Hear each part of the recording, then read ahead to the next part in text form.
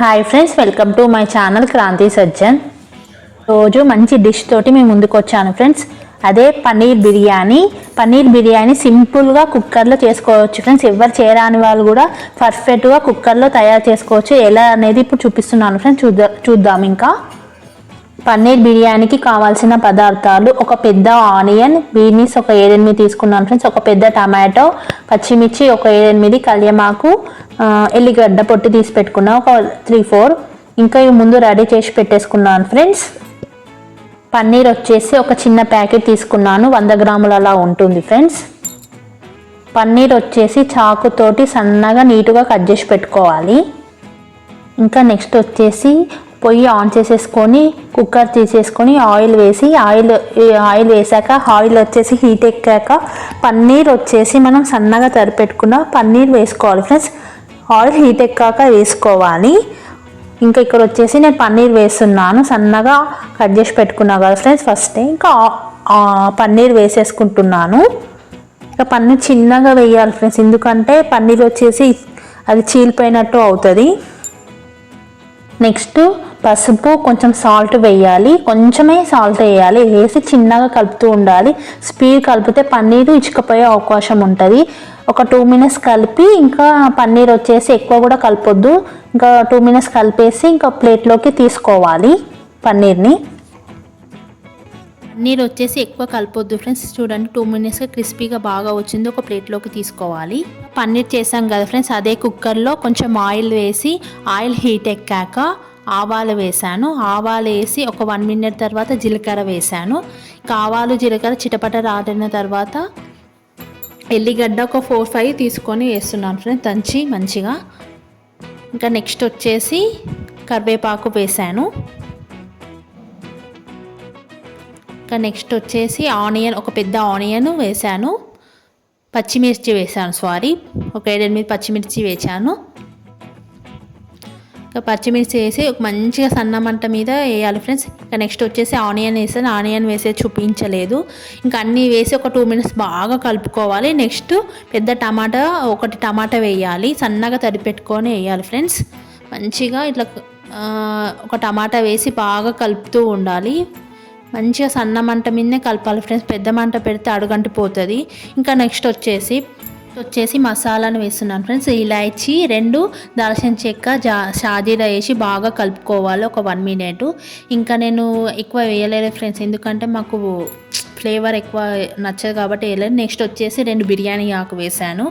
ఇంకా ఇవన్నీ వేసి మంచిగా 2 మినిట్స్ బాగా కలుపుకోవాలి. టమాటా అనేది మంచిగా దాంట్లో కలిసిపోవాలి మెత్తగా. సన్న మంట మీద ఒక 2 మినిట్స్ కలుపుతూ ఉండాలి, బాగా కలిపి పెట్టాలి ఫ్రెండ్స్. సన్న మంట మీద కలుపుకోవాలి.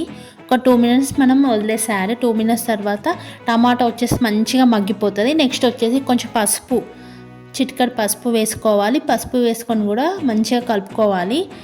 నెక్స్ట్ వచ్చేసి ధనియాల పొడి, ఒక 2 స్పూన్స్ ధనియాల పొడి వేస్తున్నాను ఫ్రెండ్స్. ఇంకా 2 స్పూన్స్ ధనియాల పొడి వేసి బాగా కలపాలి. ఇంకా నెక్స్ట్ వచ్చేసి బిర్యానీ మసాలా నేను అవేం వేస్తలేదు, ఎందుకంటే మాకు మసాలా ఫ్లేవర్స్ ఎక్కువ నచ్చాయి కాబట్టి వేస్తలేను. మీకు నచ్చితే మీరు కూడా వేసుకోండి, మీ ఇష్టం అది. ఇక్కడ వచ్చేసి 2-3 స్పూన్స్ ధనియాల పొడి వేసి బాగా కలపాలి. ఒక మంచిగా మళ్ళీ కలుపుకోవాలి ఫ్రెండ్స్. ఇంకా అన్నీ మంచిగా కలుపుకొని మంచిగా అన్నీ ఆయిల్కి మంచిగా ఆనియన్ మసాలా అవన్నీ సన్న మంట మీద కలుపుకోవాలి ఫ్రెండ్స్. నెక్స్ట్ వచ్చేసి ఇక్కడ సోనా మసూరి బియ్యం తీసుకుంటున్నాను ఫ్రెండ్స్. నేను ఇక్కడ వచ్చేసి 2 కప్స్ బియ్యం తీసుకుంటున్నాను. 2 కప్స్కి 5 కప్స్ వాటర్ వేస్తున్నాను. ఏ కప్ తోటి తీసుకున్నానో అదే కప్ తోటి 5 కప్స్ వాటర్ వేస్తున్నాను. ఇంకా బాస్మతి రైస్ అయితే నేను వాడతలేను, నా దగ్గర సోనా మసూరి బియ్యం ఉంది, అదే వాడుతున్నాను ఫ్రెండ్స్. మీకు నచ్చితే బాస్మతి రైస్ వేసుకొని చాలా బాగుంటుంది. ఒక చిట్కా చెప్తా ఫ్రెండ్స్, ఎప్పుడైనా మన బిర్యానీ అన్నం చేసినప్పుడు, ఏ బిర్యానీ చేసినా సరే బియ్యం వచ్చేసి డైరెక్ట్ వేయాలి. వేసి ఒక 2 మినిట్స్ కలిపితే టేస్ట్ అనేది చాలా బాగా వస్తుంది. ఇంకా వాటర్ వేసాక సాల్ట్ వచ్చేసి మనకు తగినంత సాల్ట్ వేసుకోవాలి ఫ్రెండ్స్. మనకు రుచికి తగినంత వేసుకోవాలి సాల్ట్. ఇంకా సాల్ట్ వేసాక మంచిగా బాగా కలుపుకోవాలి. 1 మినిట్ బాగా కలపాలి ఫ్రెండ్స్. ఇంకా ఇంకా వాటర్ వచ్చేసి ఒక 1 మినిట్ మరిగిన తర్వాత పన్నీర్ వచ్చేసి ఫస్టే మనం అంతా రెడీ చేసి పెట్టేసుకున్నాం కదా ఫ్రెండ్స్. ఇంకా నెక్స్ట్ వచ్చేసి మనం పన్నీర్ వేయాలి. పన్నీర్ వేసి బాగా ఎక్కువ కలపొద్దు, చిన్నగా కలిపి కుక్కర్ మూత అనేది పెట్టేసుకోవాలి ఫ్రెండ్స్. ఇక్కడ చూడండి చిన్నగా కలుపుతున్నాను నేను, ఇట్లా చిన్నగా కలుపుకోవాలి. ఇంకా నెక్స్ట్ వచ్చేసి కుక్కర్ మూత పెట్టేసుకోవాలి. కుక్కర్ మూత పెట్టేసుకున్న తర్వాత ఒక విజిల్ వచ్చాక కుక్కర్ అనేది ఆఫ్ చేసేసుకోవాలి ఫ్రెండ్స్. చూడండి 1 విజిల్ సరిపోతుంది మనకి. కుక్కర్ విజిల్ వచ్చిన తర్వాత ఒక 15 మినిట్స్ తర్వాత కుక్కర్ గాలి పోతుంటుంది కదా ఫ్రెండ్స్, ఆ తర్వాత కుక్కర్ మూత తీయాలి. చూడండి ఎంత విడివిడిగా వచ్చింది అన్నం వచ్చేసి. పన్నీర్ వెజ్ బిర్యానీ అయితే సూపర్ రెడీ అయిపోయింది ఫ్రెండ్స్. మంచిగా విడివిడిగా పొడి రాలుతూ వచ్చింది. టేస్ట్ అయితే చాలా బాగుంది ఫ్రెండ్స్. మేము తిన్నాము, ఇంకా సూపర్ వచ్చింది. చూడండి పన్నీర్ వెజ్ బిర్యానీ సింపుల్గా కుక్కర్లో ఇలా రెడీ చేసుకోవచ్చు. మీ ఇంటికి చుట్టాలు వచ్చినా, ఫ్రెండ్స్ వచ్చినా, ఎవరు వచ్చినా ఇలా సింపుల్గా చేసుకోవచ్చు. రాని వాళ్ళు కూడా ఫస్టే తయారు చేస్తున్న వాళ్ళకి పన్నీర్ వెజ్ బిర్యానీ ఇట్లా సింపుల్గా కుక్కర్లో చేసుకోవచ్చు. నేను ఇక్కడ తింటున్నాను ఫ్రెండ్స్, ఎలా అయిందనేది మా ఆయనకు అడిగితే బాగా వచ్చిందని చెప్పాడు. నేను కూడా తిని చూస్తున్నాను ఫ్రెండ్స్, సూపర్ వచ్చింది పన్నీర్ వెజ్ బిర్యానీ. మీరు కూడా ట్రై చేసి కామెంట్ బాక్స్లో నాకు చెప్పండి ఎలా వచ్చింది ఏంటనేది.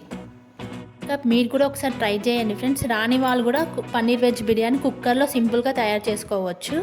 ఇంకా నా ఛానల్ నచ్చినట్టయితే లైక్ చేయండి, షేర్ చేయండి, సబ్స్క్రైబ్ చేయండి ఫ్రెండ్స్. మంచి మంచి వీడియోలతో మీ ముందుకు వస్తాను. కంపల్సరీ లైక్ అనేది చేయండి. బ్లాగ్ అనేది అందరికీ రీచ్ అవుతుంది. Bye friends, bye.